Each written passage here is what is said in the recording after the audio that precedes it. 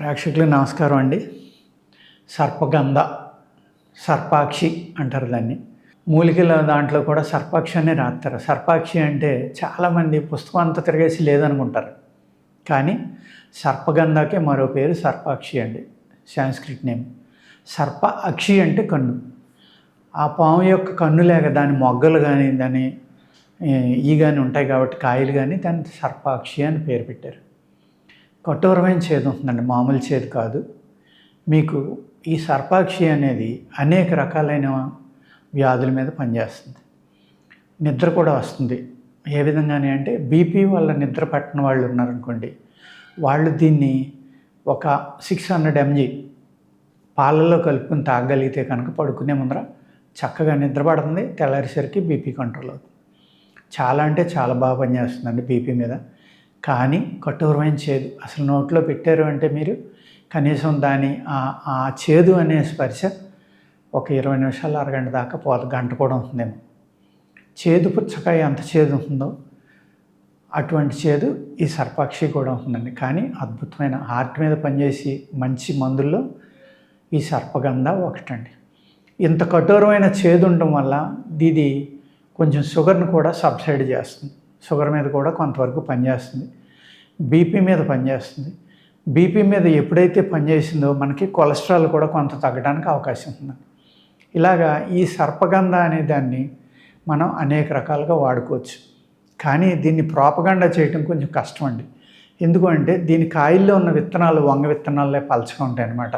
Almost ashwagandha ఎలా ఉంటుందో ఈ సర్పగంధలో కూడా విత్తనాలు ఒకలాగే ఉంటాయండి. ఆల్మోస్ట్ 2 రకాలు. ఆ విత్తనం అనేది మనం వేస్తే కనుక ఓన్లీ 20% వస్తుందండి, 80% రాదు. దీని కటింగ్లు ఏవైతే ఉన్నాయో ఆ కాడ యొక్క ముక్కలను మీరు పాతుకున్నా కూడా బతుకుతుంది. ఇది చాలా మంచి కమర్షియల్ అండి.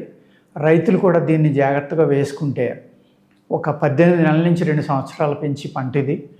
మీరు దాన్ని తీసేటప్పుడు కూడా అన్ని వేర్లు తీయకుండా 1-2 వేళ్ళ నుంచి మిగిలిన తీసుకుంటూ ఉంటే అదే మొక్క ఎప్పుడూ మీకు పెర్మనెంట్గా పనిచేస్తుంది.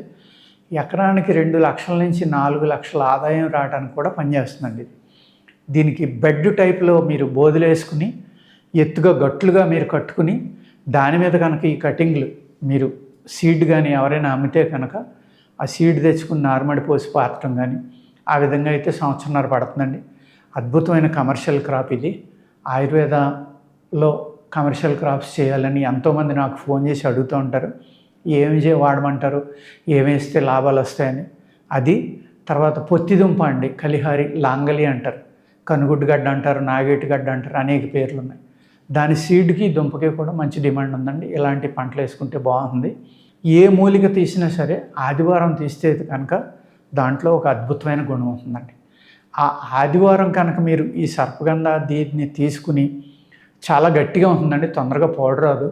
అందుకే ఏం చేస్తారంటే మీరు పచ్చిగా ఉండగానే చిన్న చిన్న ముక్కలుగా కట్ చేసి దీన్ని ఒక మాదిరిగా కొట్టేసుకుని జాగ్రత్తగా నీడని ఆరబెట్టుకుని ఆరిపోయిన తర్వాత పౌడర్ చేసుకుంటే చాలా తొందరగా పౌడర్ అవుతుందండి.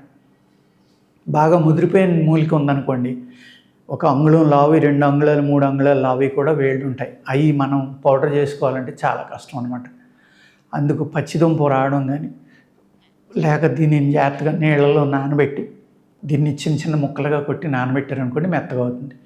అప్పుడు దాన్ని మీరు మిక్సీలో మెత్తగా కొట్టుకుని దాన్ని ఆరిపెట్టుకుని ఆరిన తర్వాత మళ్ళీ కొట్టుకుని జల్లించుకుంటే కనుక చక్కగా మీకు చూర్ణం అవుతుందండి.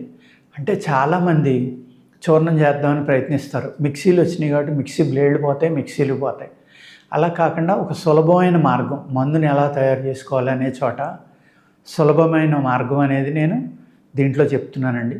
ఇంత చేదుగా ఉంటే మేము భరించలేమండి, వేసుకోలేమంటే కనుక ఈ సర్పగంధ సగం తెల్లమద్ది ఏదైతే ఉందో ఆ తెల్లమద్ది తాట మీరు ఆదివారం నాడు కలెక్ట్ చేసుకుని చిన్న చిన్న ముక్కలుగా కట్ చేసుకుని దాన్ని ఎండబెట్టి చూర్ణం చేసుకుని 2 చెరిసామం కలుపుకొని సర్పగంధతోటి పాటు మీరు ఈ తెల్లమద్ది అనే చూర్ణం 2 కలుపుకొని ఒకే మందుగా మీరు వేసుకోవడం వల్ల హార్ట్కు సంబంధించిన అర్జున అంటాం. తెల్లమద్ది అంటే గుండె వ్యాధులను తగ్గించడంలో ఒక మిరకిల్ మందుగా మనం ఆయుర్వేదంలో చెప్తూ ఉంటాం.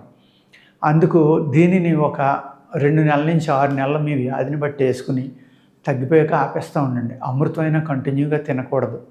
మధ్యలో గ్యాప్ ఇచ్చి తింటేనే మీ శరీరంలో సహజంగా ఉన్న ఏ శక్తి అయితే ఉందో అది మేల్కొనే ఉండాలి ఎప్పుడు.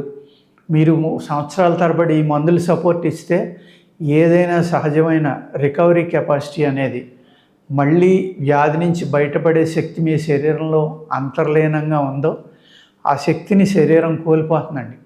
ఈ కరోనా వచ్చి వెళ్ళాక అందరూ విపరీతంగా తాగేస్తున్నారు కషాయాలు సంవత్సరాల తరబడి. అలా తాగొద్దు దయచేసి. అలాగే ఏదైనా మందు వాడుకున్నా కూడా వ్యాధి తగ్గాక మానేయాలి.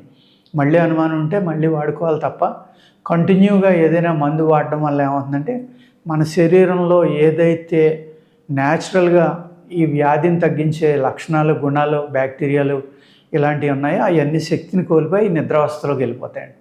అంచేత ఏ మందు వాడినా కూడా మీకు వ్యాధి తగ్గిందంటే మానేసి అవసరమైతే మళ్ళీ ఇంకొకసారి వాడుకుంటూ ఉండండి.